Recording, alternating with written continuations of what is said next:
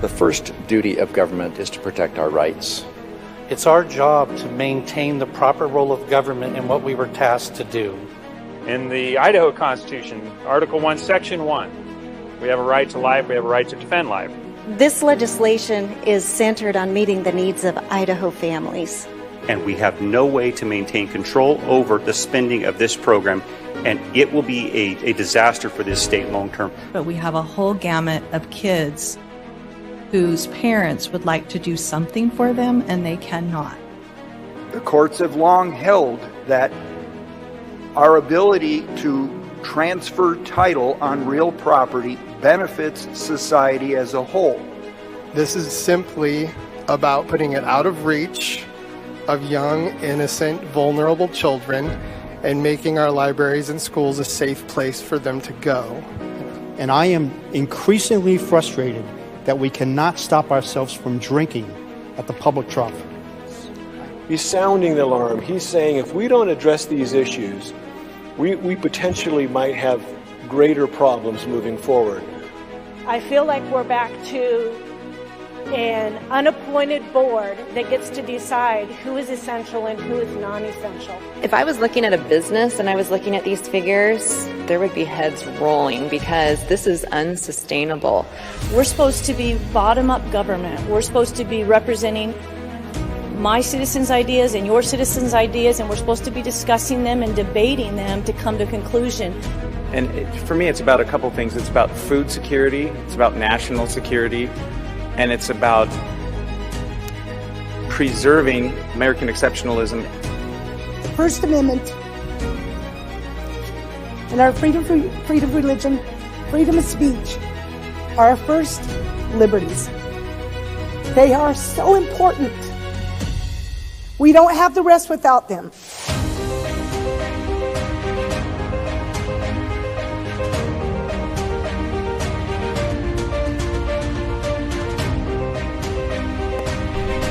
So it sounds like you've lived without these funds before. Can we live without them now? Can you live? Go ahead.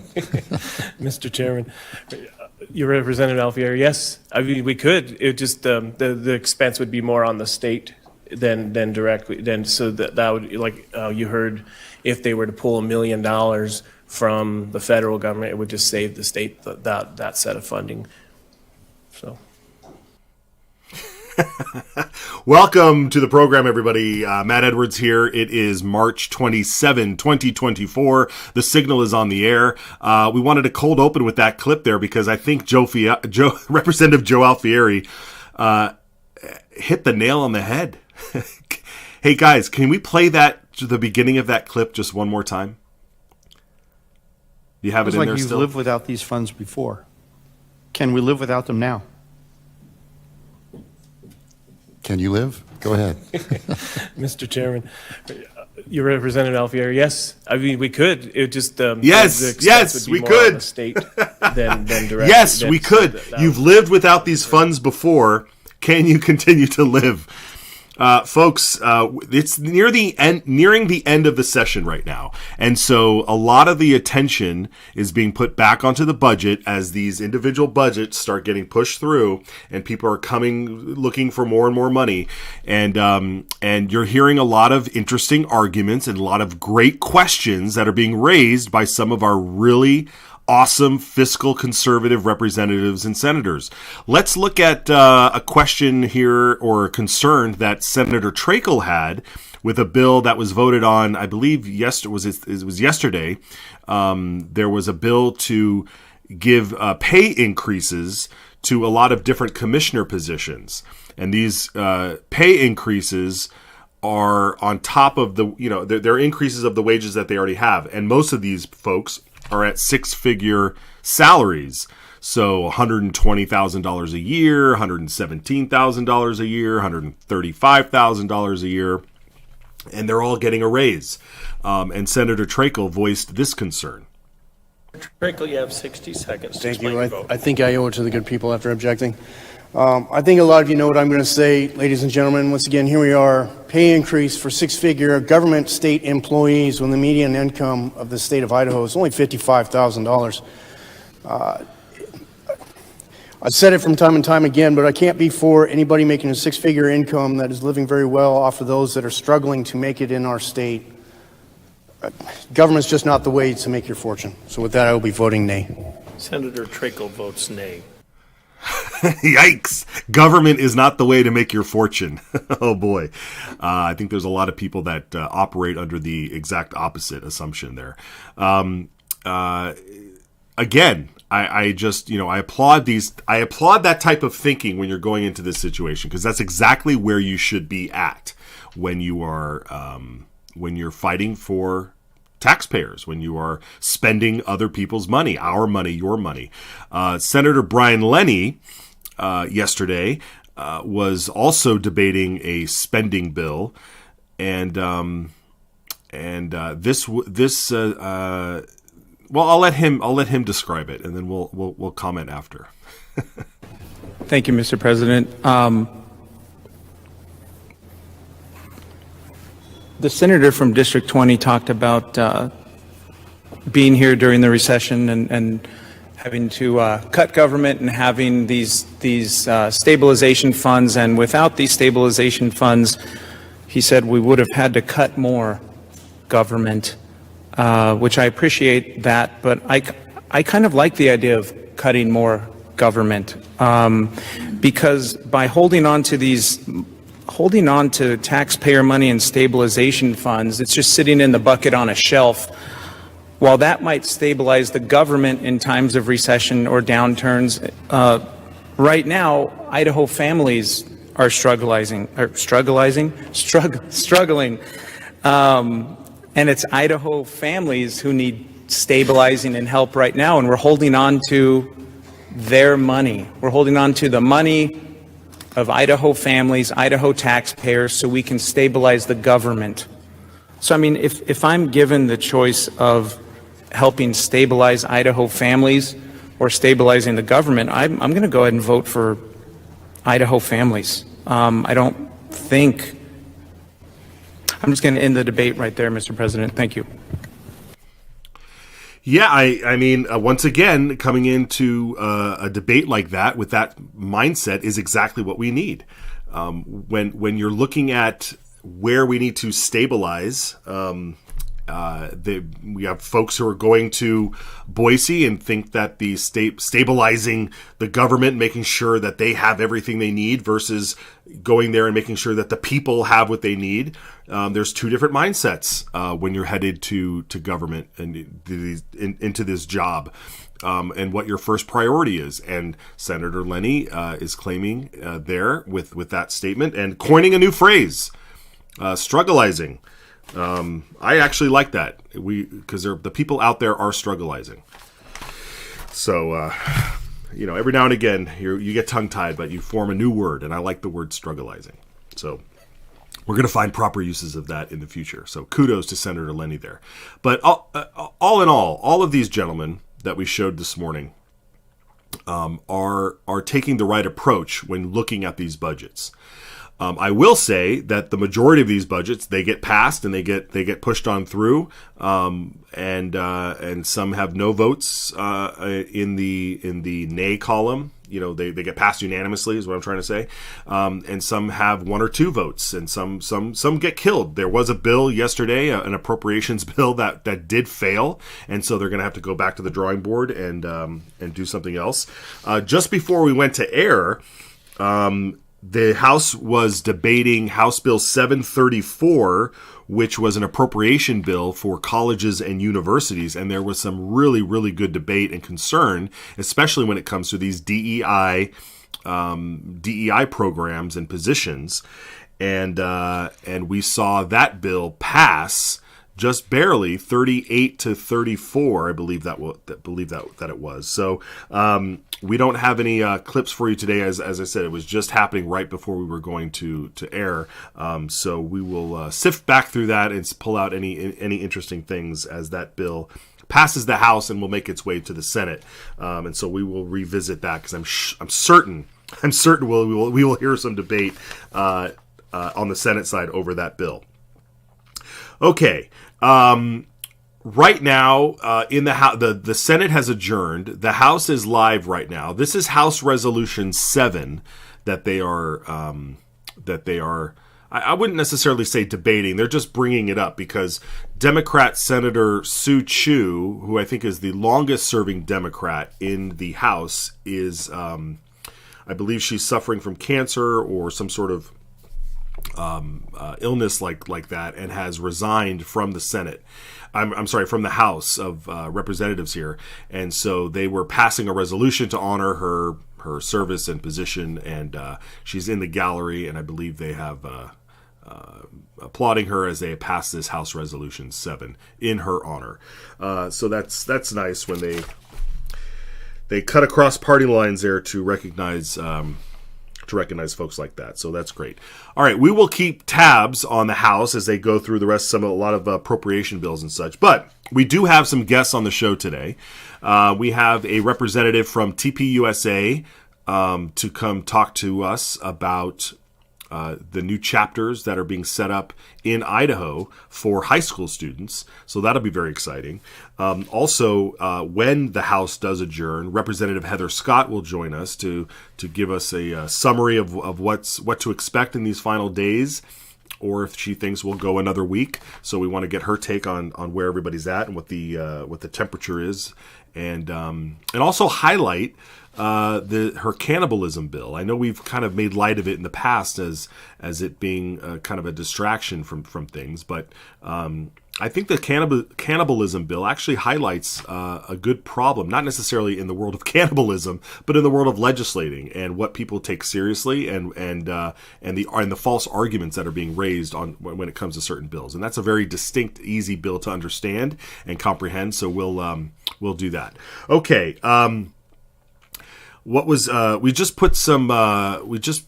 morning in the House State Affairs Committee, everybody's favorite committee, Representative Jaron Crane brought a bill forward that seeks to address the border issues once again.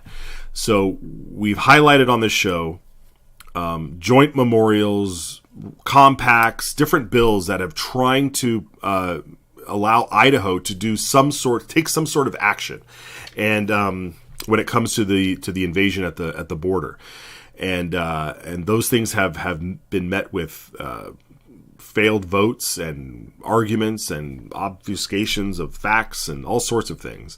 And so in the final hour here, Representative Crane brought an RS, which means it's a first draft of a bill. It doesn't even have a bill number yet, so I can't even read it. It hasn't even been posted yet. But he did present it at committee this morning, and so we have that clip. And so we wanted to get you up to speed on what the Idaho legislature is trying to address when it comes to the immigration crisis in our country. So let's roll that clip. What we have in front of us this morning is RS 31739. I'll just hit on a couple of points of what this RS seeks to do. It looks like we've had a couple of pieces of legislation come forward this year to deal with illegal immigration and the problem that we have in this country. This legislation would create a new crime called illegal entry and also penalties for that crime. A first offense would be a misdemeanor, a second offense would be a felony. It also will allow local law enforcement agents to go ahead and act in their capacity to see if they have an illegal immigration status and go ahead and detain and go through the process. If someone was found to be illegally in this country, they can go before a magistrate and a judge, and then they have the option to be immediately deported back to their country of origin. So currently we have 3 ports of entry here in the state of Idaho, 1 in Boise, 2 in northern Idaho. The issue that we continue to talk about in this country right now is the southern border.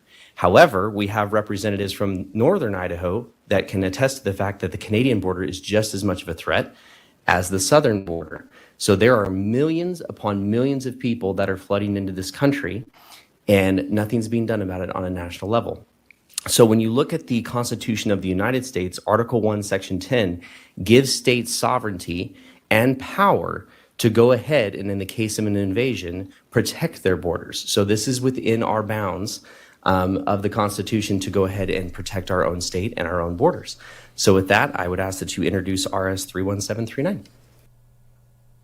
Okay, and as I was watching that clip, we actually looked over and saw that this bill that was passed out of committee, and we'll cut to some questions. It did get a bill number. It's House Bill 753, and it's got a number, but it's not been posted yet. So we're showing you real time. We're paying attention to this. So before the show started, it didn't have a number. Now it has a number. It has a web page. And they're uploading the PDFs as we speak. So we'll keep refreshing and get that bill number out to you. But at least you know what it is. It's House Bill 753. Representative Heather Scott, who sits on that committee as well, had some questions for Representative Crane about this new bill. So let's listen to those. Madam Chair, Representative Crane, you said there's 3 ports of entry, and you said 2 in North Idaho and 1 in Boise. Can you explain what you mean by port of entry in Boise? Absolutely. Representative Crane. Oh, thank you, Madam Chair and Representative Scott. So what you'll find in this legislation is that they have to come to this country through a legal port of entry. So if they were to come into the state of Idaho and they would go to the Boise one, let's say, there's a port of entry here in Boise. And they can go through that process and talk to the agents there about why they're here and what they're going through. By usurping that, what we're finding is the flooding at the borders is people just running across here and then finding their way into the country, and there's no process, there's no place for these people to go. There are places within each state that they do have an actual border entry, which I found very interesting. Follow-up? Representative Scott, yes. Thank you, Madam Chair. Representative Crane, would we have to pay to remove them? Representative Crane. Thank you, Madam Chair and Representative Scott. Great question. We will have to set up some sort of funding, whether that is handled by the county sheriffs or whether that's that we set up a state fund in order to get them sent back. We are going to have to hypothetically put them on a bus or transportation, so to speak, back to the border to get them back to their country of origin. So yes, we will have to figure out what the funding is going to look like. One last question. Representative Scott. Thank you, Madam Chair. Representative Crane, earlier this year in this committee, we were told that 70% of the dairymen in this state are illegal. What happens there? Representative Crane. So, Madam Chair, Representative Scott, there is provisions in here that they have injunctive relief if they are here on a program. Let's see here.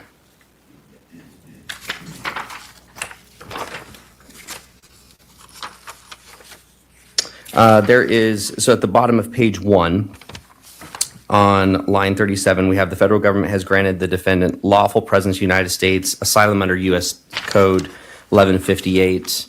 Going to page 2, the defendant's conduct does not constitute a violation.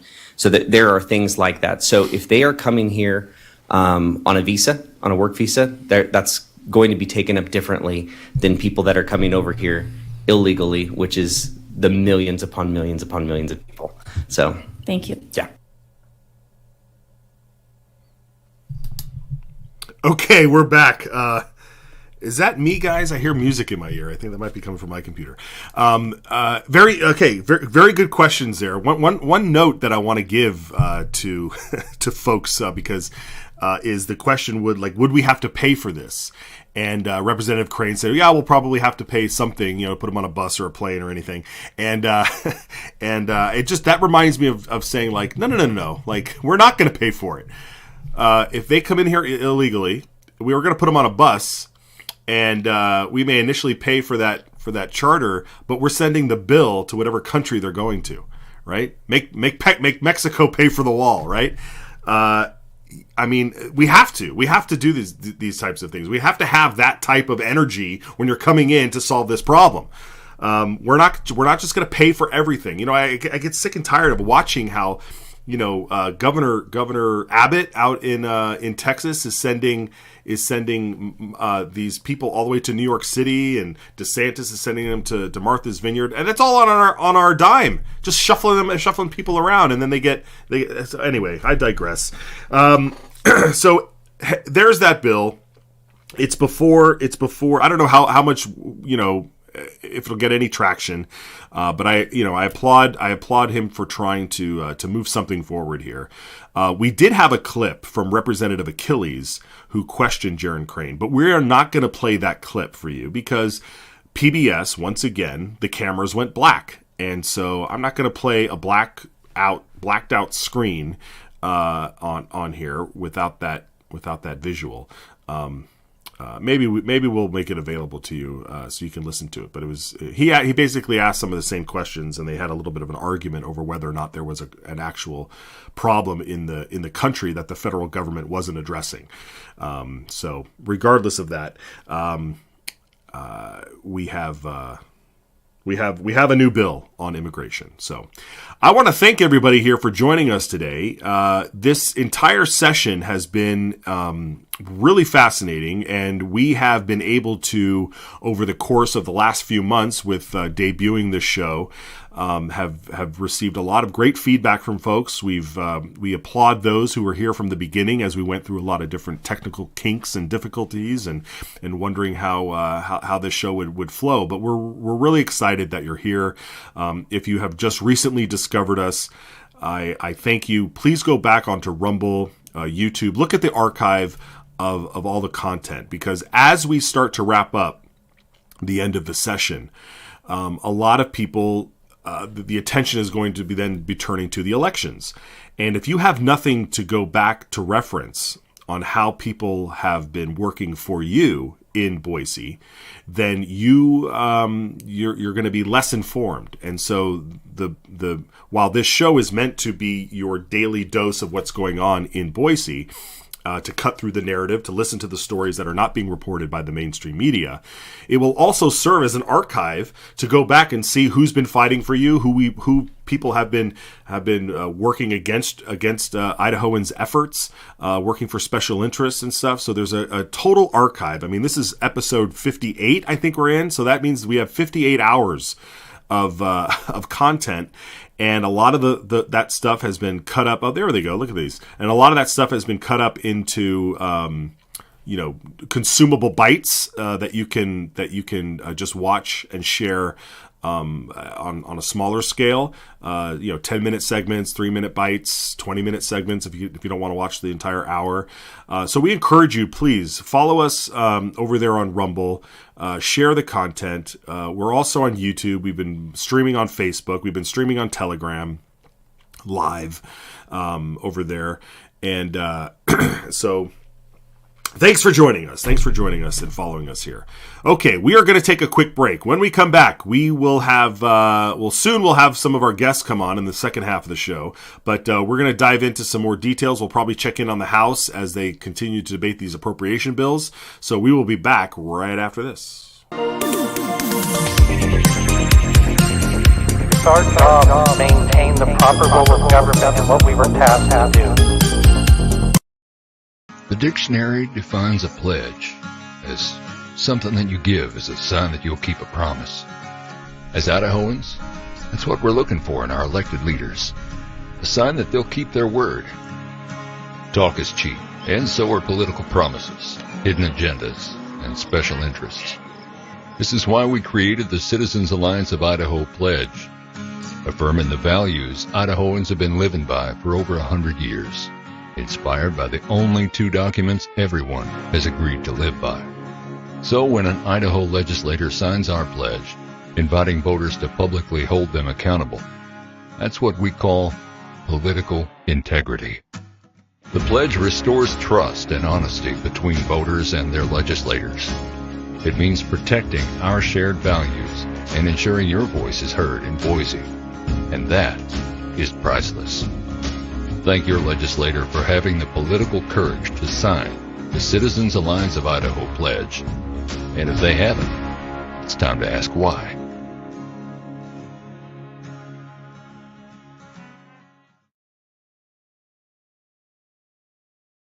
All right, welcome back. Like we said, the Senate has adjourned for the moment. They'll be back later today. The House is currently in session, but I wanted to... here we got a vote. What's going on? Senate Bill 1435 seems to have an overwhelming passage here. Must be another spending bill. So, anyway, okay. Before the break, we were talking about that new immigration border, or the border, this new bill to address immigration and the border. And there's been a lot of attention made about the fact that this problem is only existing at the southern border, and while the southern border is absolutely where the main invasion is happening, there seems to be a lot of talk. When you listen to all of these things being debated, this issue being debated about how our northern border is kind of it's not really a thing. We don't really have to worry about the northern border. As somebody who lives in North Idaho, we absolutely have a northern border, and while there certainly isn't the invasion that we are seeing at the southern border happening there is a crisis at the northern border. And I had an article. I forgot to bring my newspaper with me. But over on the Epoch, let's do the Epoch Times. I think we had that one first. I want to show the Epoch Times. I subscribe to the Epoch Times. I get the actual newspaper in my mailbox because I love having newspaper in my hands. And on the front page was this article about the crisis at the northern border over in Vermont, and how they're being overwhelmed with people crossing the border, even in the cold, and suffering all along the way as they come into their communities and try and cross in illegally. And so we don't have that article anymore. Okay, well then let's move on. You got to take my word for it. Go to Epoch Times and read that article. It just came out a few days ago. So, but you hear, it's not happening at the northern border. Well, it is happening in the northern border. Then you're going to have people in Idaho say, well, it's not. It's all the way over in Vermont. It's not happening in Idaho. Well, we have this article here that was up here about what was happening was it Milwaukee or Minnesota? Help me out here, guys. Sorry if I threw you guys off here. I apologize, but I think it was happening in Minnesota, and then there's obviously cartel crisis happening in Montana. So there's a lot of stuff that is happening along our northern border. Here we go. More migrants are crossing the northern border into the U.S. as Mexicans fly to Canada and then head south. So this is an issue that is actually happening, and so we want to make sure that you guys know that this that the legislators are working on this issue because we realize how important it is, and some of these folks do too. And these arguments that we don't have to worry about our northern border are ridiculous because even in places along the southern border that have a wall. I mean, we played that footage for you last week of them busting through the line and heading up to the big gate there. It's a big issue, and I know we're concerned about it. I know you folks are concerned about it, and hopefully we can do something to address this. Okay, you guys have that Epoch article? There it is. We're so sick of it. The northern border crisis gets worse. I encourage you guys to go over to the Epoch Times and read this. It gets to the heart of the issue. I mean, it's not just a fact-based article. It really addresses the problems that the folks are having in that community. In the communities in Vermont along the border over there, and so I encourage you to go through that. Okay, let's move on here. Over the past a couple of weeks or so, or I guess the past couple of months, I've been able to get in touch with folks over at Turning Point USA, and who are here in Idaho, and they have. A couple of these folks have been setting up. I mean, actually, now that I think about it, there's a guy here in town that I met even last year who came out here as sort of a regional operations person, helping colleges set up Turning Point USA chapters, and now there's an attention that says, okay, the college chapters are doing well, right? They're thriving, they're being built up, and and they've been going for at least a decade now. That I think about 10 years that these chapters have been going strong in colleges. Well, now attention has been turned to the high school division, and so it's my pleasure to bring on, if she's ready here, to bring on Sarah from Turning Point USA.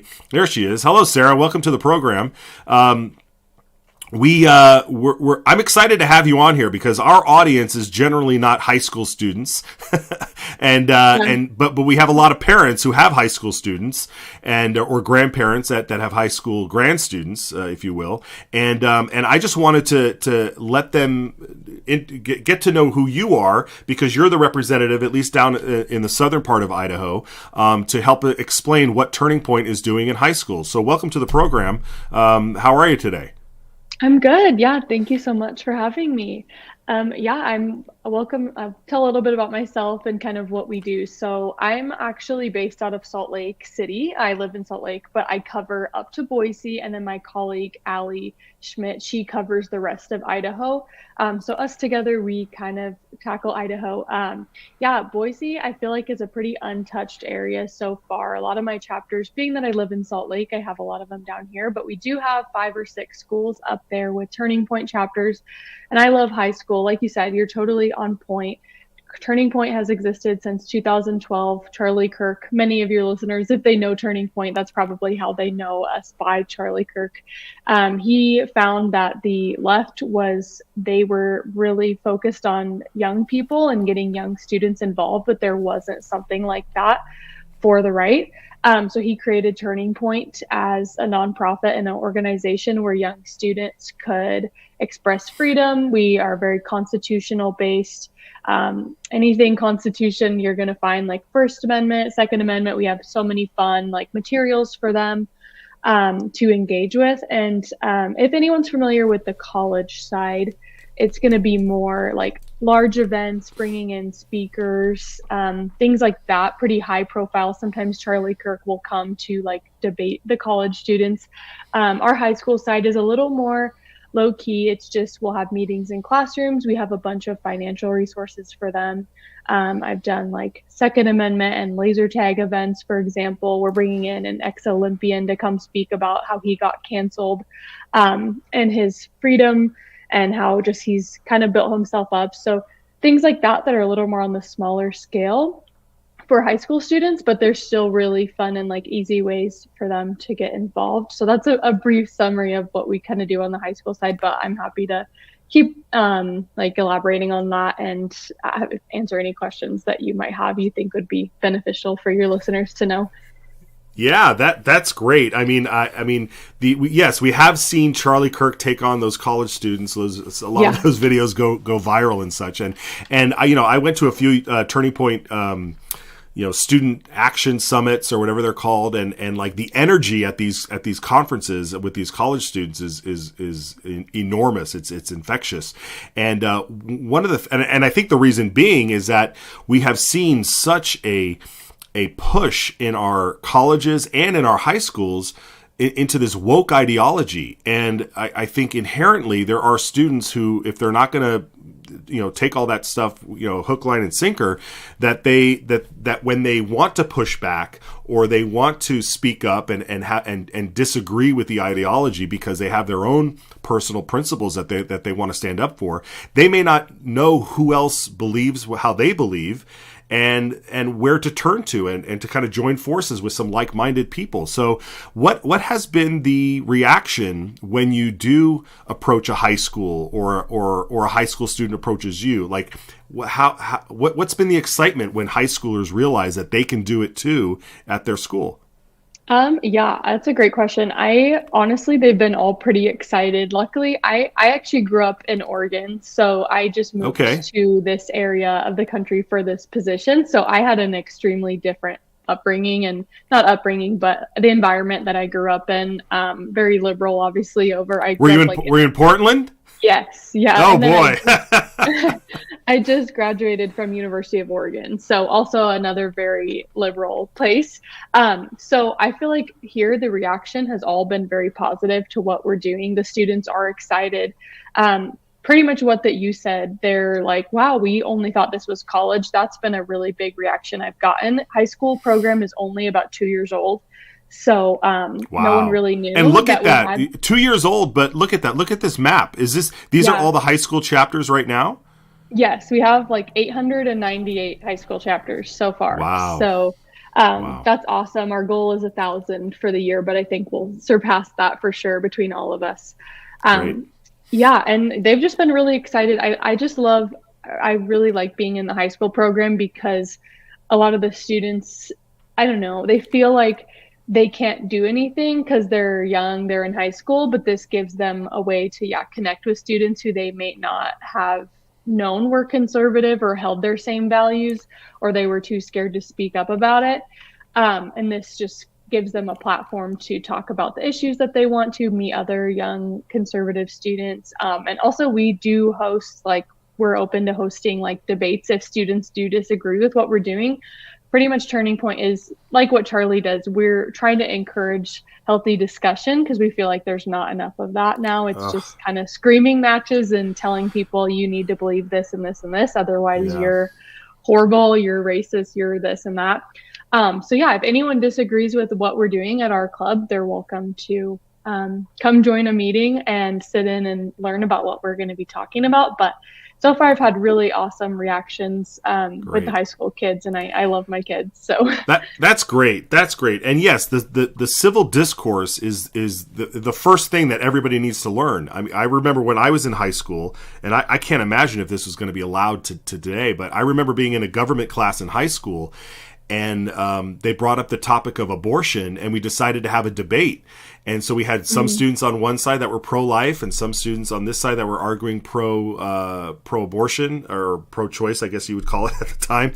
And and after the class was over, everybody was still friends, and everybody just went out, and they kind of oh, that's what he thinks, that's what he thinks. And nobody was calling each other names or anything, and it was just sort of let's continue the debate. And I feel like if that were to happen today, it would people would be calling the police because somebody got offended when they said the wrong word, right? Oh yeah, definitely. I mean, that was my experience going to high school in the Portland area. I even went to a Catholic high school, and we had a teacher who was basically forced to quit or take down his anti-abortion posters. And we were at a Catholic high school. So he quit. He was like, I'm not giving in to you guys, which was pretty cool to see. But I was a little more radical in high school than I was today. I spoke up about what I believed in, and people were not happy. I got people told me to kill myself. They were embarrassed to be friends with me because I said people should have IDs to vote, that the government shouldn't impede on our freedoms. And that was, so it was pretty bad. But here I found people are a little more neutral. I know it's going sadly down a bad path if we don't step up and do something. But luckily people aren't super bad like how I experienced in my high school. So Well, let me ask you this, because this program is all about action. We want to make sure that people are able to take away from every segment that we do some sort of action that they can do, and to cut through the noise, right? And so when we had that map up earlier, I noticed that Idaho had, like you said, there's only maybe a couple of chapters currently, and I don't know if is that just a picture map, or can you zoom in on there and click on those things? You can click on them, yeah. Oh, you can? Oh, great. Yeah. Hey, look at that, guys. Well done. So down in southern Idaho there, obviously along 84, you can see a bunch of those schools there. So which schools are these? Oh, yeah, we can okay, so some of these are college. Yeah, it's mixed. So walk us through this. Yeah, walk us through this. Yeah, so I don't know if it's completely updated. We do have a separate system where I'm not going to get into it, but they have to verify their chapter to get on the chapter map. So some might not be on there. I see. I know okay. As of right now, I can tell you we have a chapter at Eagle High School. We have one at Fruitland High School, Coal Valley Christian. There's one, and then we also have activism hubs. So if your student is in a homeschool group or a smaller charter school, we work with any type of groups, and they could become an activism hub is what we call it. So we have a few county activism hubs where it's just students from Canyon County has one. And obviously we can make more of them, but so there's options. You don't have to be in a traditional public school to create a chapter. Oh, that's great. Okay, and then what are some of the more involvement activities? Where you get kids involved in civics, or you get them, rallying for a cause or something. Like, is there anything that they're doing, or are they just meeting and discussing ideology? Yeah, so it's pretty open to anything that they would like to do. But one thing that's really cool is we'll do voter registration drives. That's a pretty common thing I'll do at the school with the students so we can get their fellow classmates like registered to vote at lunch. I know in Utah it's 16 to pre-register. Idaho you might have to be 18, but we could still do like a senior government class. Like I said, we bring in speakers. I think down here we're doing an event. We're going to bring Mike Lee to speak to one of our chapters where they can meet their representatives. We have pretty good connections with them. If they know, we're with Turning Point, we want to host you. So also I get invited to a bunch of like Lincoln Day dinners or like certain counties Republican events. And they're always like, bring your students, come volunteer. So if they are interested in further politics, it's a good way to get their foot in the door, because I constantly have people asking me to bring students, introduce them to kids. They want more young people involved in their activities. So awesome. Fantastic. Okay. All right, Sarah. Well, we've been having your name scroll at the bottom here on how to find you on X, follow you on X and stuff. And wow, even your phone number. Okay. So if you are hopefully that's your work phone number. If you are a parent or a high school student watching this and you want to get your kids involved, you contact Sarah. Sarah, where else can we tell us how they would contact you and what their next steps would be? Yeah, so feel free to just shoot me a text or an email or DM me on Instagram. Honestly, any of those I check regularly. This is our page where I kind of showcase what we're doing, what chapters are doing, events that are coming up. So that's a good one to follow, especially for students. Parents can follow that if they want to see what we're doing. Those are some of like the events that we've done, just fun stuff. As for next steps, so to start a chapter, it's really easy. It's just 3 people. And you'd fill out a form that we have online, and then that would give you pretty much instant access to all of our funding, like my resources. And then, we'd kind of go from there and see what your students are interested, how they want to take it, what they would like to do, and we can go from there. We also have a lot of really cool conferences. In the summer, we have a Young Women's Leadership Conference in San Antonio, June 7th to the 9th, and that one will be so awesome. If you have girls who are interested, that'd be a great like first Turning Point experience, and we can help them get flight assistance, travel, like financial assistance for those as well. But just reach out to me and we can figure out how to get your students involved if they're interested. Fantastic. Okay, great. And if you're in North Idaho, you can still contact Sarah and she'll just pass you on to Allie up here. Yeah. Okay, great. All right, Sarah. Well, thank you so much for taking the time to come on today, and we'll be sure to check back in with you and hopefully have you back as well. Yeah, awesome. Thank you so much for having me. I appreciate it. All right, take care. All right, folks, we have Heather Scott joining us. The House has adjourned for the moment. I don't know if they're coming back later today, but we'll take a quick break and we will be back.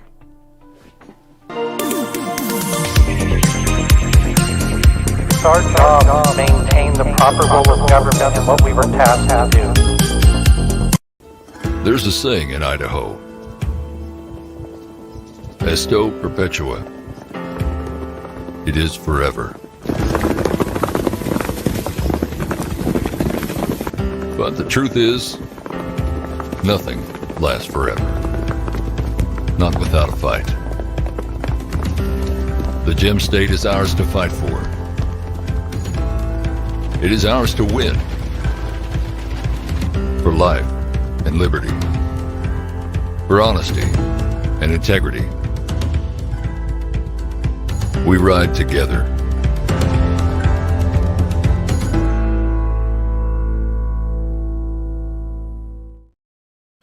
Okay, welcome back. We are, it looks like Representative Heather Scott is joining us, and she's with Representative Mike Kingsley. They do ride together. Look at that. Excellent. Welcome, you two, to the program. We are hearing that we're nearing the end of the session here, so it may be this week. Do you think there might be another week? I don't know, but we wanted to have you on and kind of get your lay of the land of how things have been going and touch on a couple of other points here. So, welcome, Heather. Welcome, Mike. So what do you guys think? Are we wrapping up this week? I don't know. We just introduced a new RS today in State Affairs. So Yeah. every day we're here, people have more and more great ideas. And so we could be done today. But as you know, at the last few weeks, there's a lot of finagling and horse trading. And if you don't hear this, we're not going to hear this. And so there's a lot of negotiating the last few weeks. And that's kind of what we're in negotiation mode. Usually I ask the pool secretary because they usually let them know because they seem to be more ahead. And she said they haven't said anything. So it's really kind of a crapshoot. We don't know. But I would say, I'm guessing they're going to let us out for Easter. We think they'll let us out maybe Friday and come back next week. So I don't think we're done yet. No. Okay. All right. Well, fair enough. We'll be here paying attention as always. You mentioned that new RS this morning, which dealt with the border crisis, or at least tried to. And I know both of you, were very passionate about a memorial that was up in the House. I know that there was a compact bill that I believe Representative Hawkins was discussing. So when it comes to the border crisis and immigration, I imagine this is one of the top concerns of each of your constituents, correct? Absolutely. Yeah. But it's amazed me how little we're discussing it as a state. I mean, should be our top priority, and it's just like another blip. And I just don't think people understand the consequences of what's happening down there. Yeah, and this is the first I've seen it really addressed with teeth in it. I mean, this is giving authority to the state to basically take action. And who would be the actual authorities, like ISP, the sheriffs, like who are able to just like identify these people and move and do something? The bill just came out, and I haven't had time to review it totally. Yeah. Voted to print it, but from what I remember, we will. I don't know. I don't want to. No, fair enough. We've been refreshing the legislative site ourselves, and you seem to have obviously, as you should, have a copy before we do. So we'll keep tabs on it. But go ahead. We went straight to the floor. We went from committee to a meeting to the floor. It's just nonstop. So I haven't had time to dig into it as deep as I need to. Okay, good.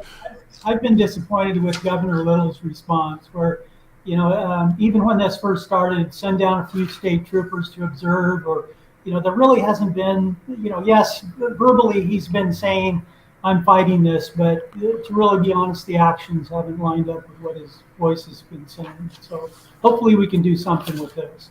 Yeah, and I think because he hasn't been as strong as you would hope, that sends a signal to a lot of your colleagues to sort of sit back a little bit and not fight for the bills and the resolutions, the memorials, whatever you want to call these things that you guys have been trying to do to address this.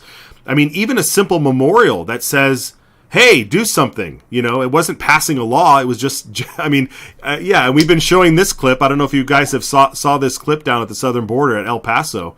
I mean, it's incredible.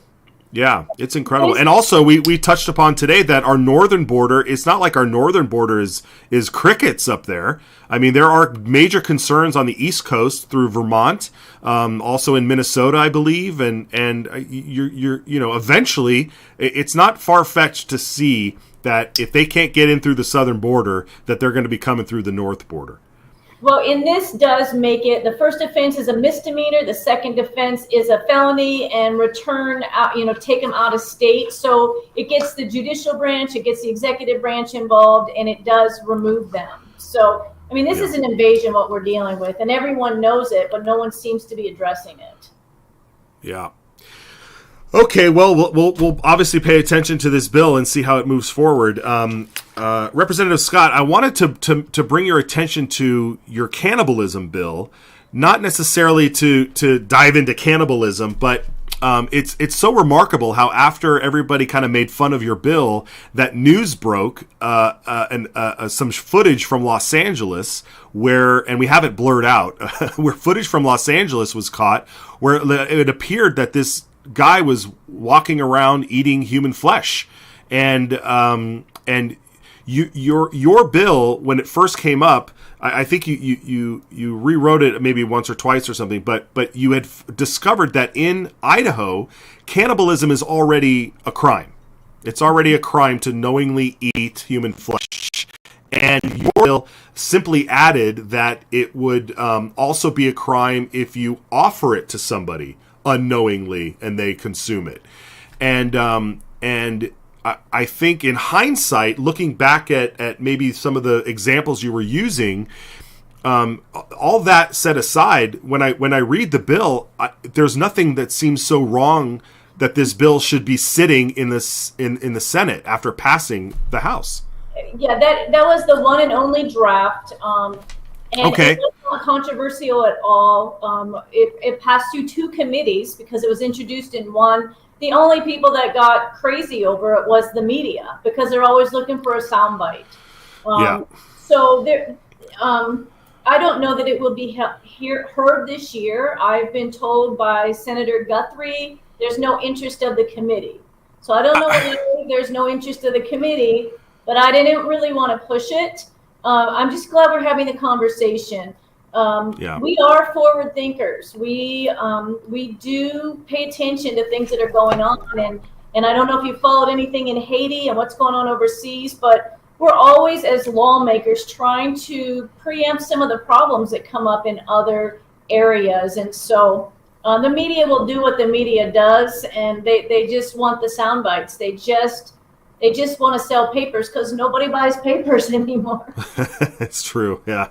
Representative Kingsley, any thoughts on why a bill like this and some of the other ones that just get stuck over on the Senate side? You hear the excuses, the committee has no interest, or we blame leadership because they put it over here. I mean, these games.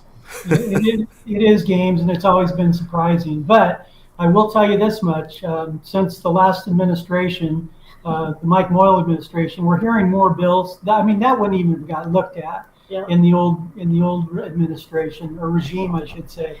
So I'm happy that we're at least having those to be able to get out of print hearings, that they're getting a hearing. So it is better. New leadership has made all the difference on the House side.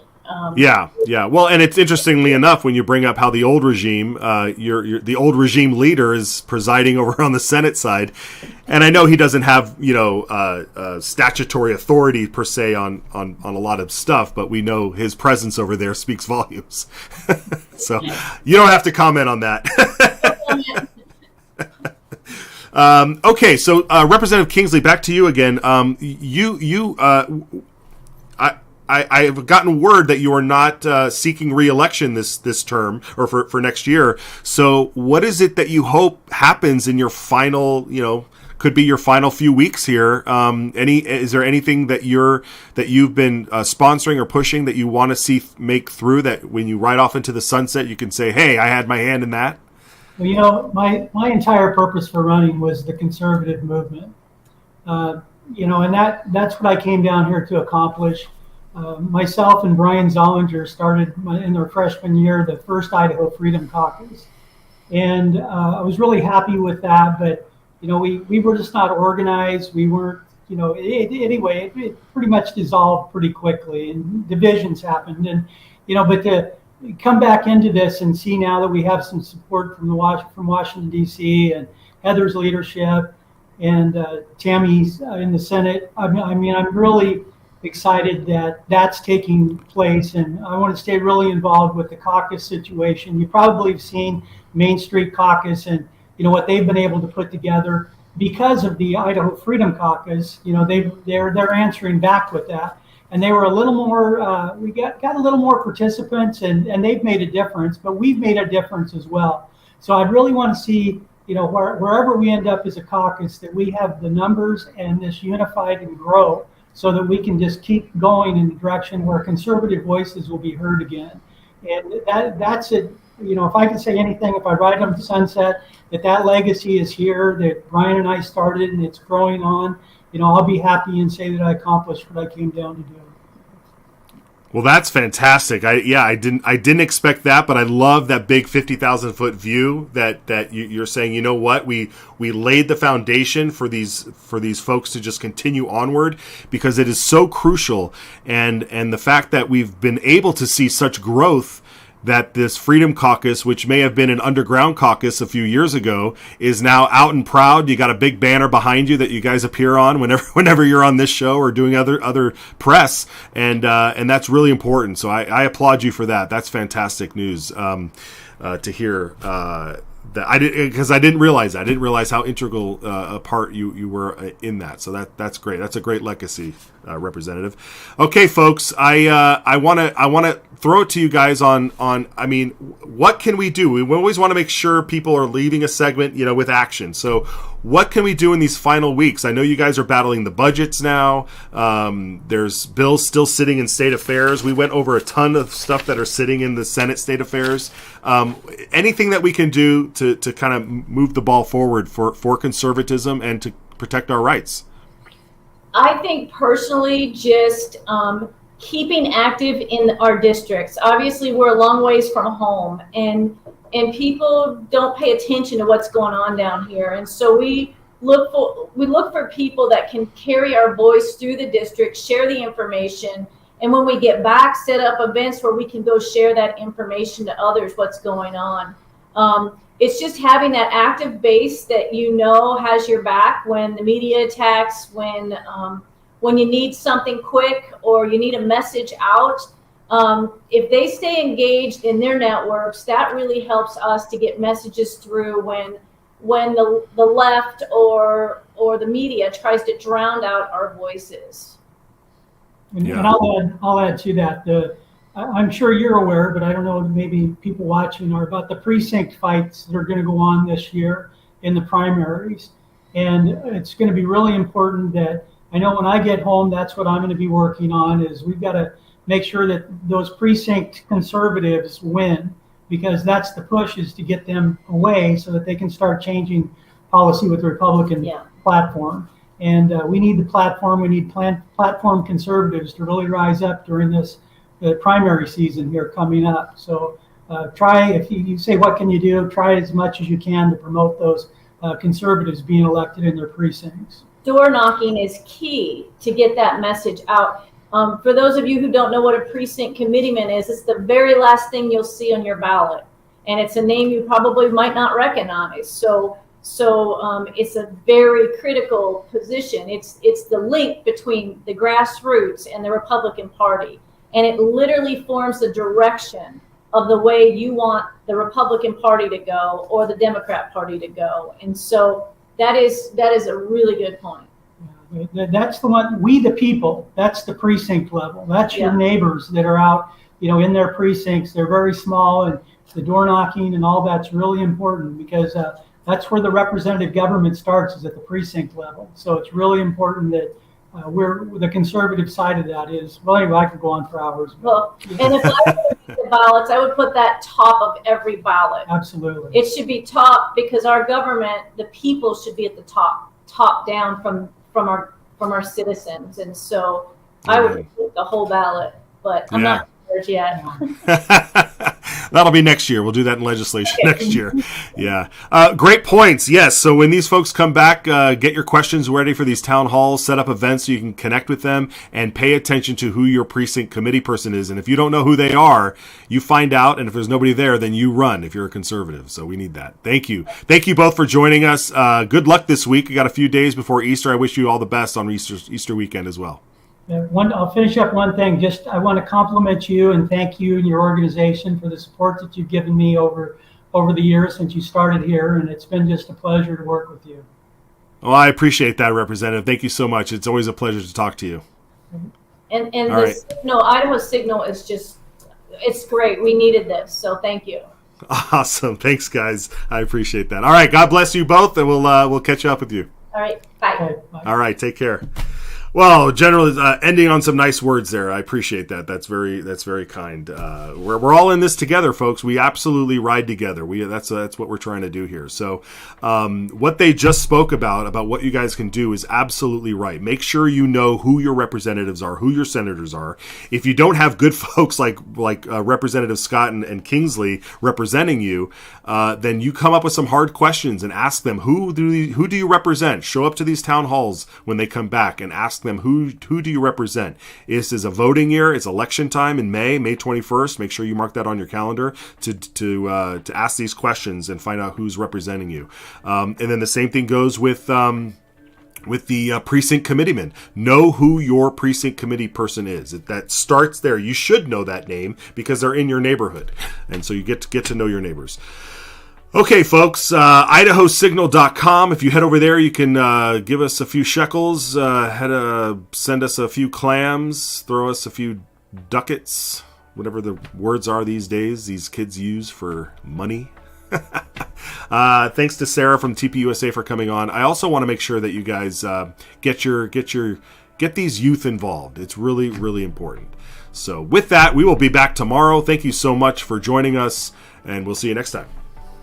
Bill, I think it puts a stake in the ground that says we have a sovereign right to protect what's ours.